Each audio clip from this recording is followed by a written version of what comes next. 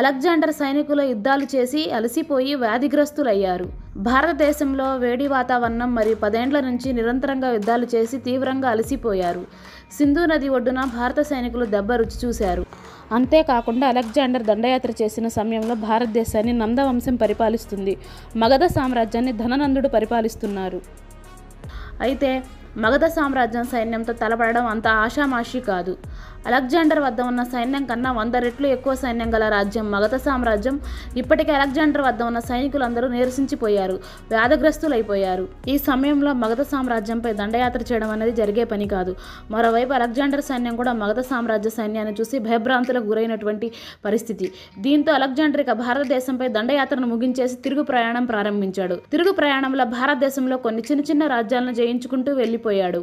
ఓవరాల్గా అలెగ్జాండర్ భారతదేశాన్ని జయించాలని బయలుదేరి భారతదేశంలో చిన్న చిన్న రాజ్యాలు, పాకిస్తాన్, ఆఫ్ఘనిస్తాన్లోని కొన్ని ప్రాంతాలు మినహాయించి ఇక్కడ భారతదేశంలో పెద్దగా పొడిచిందేమీ లేదు.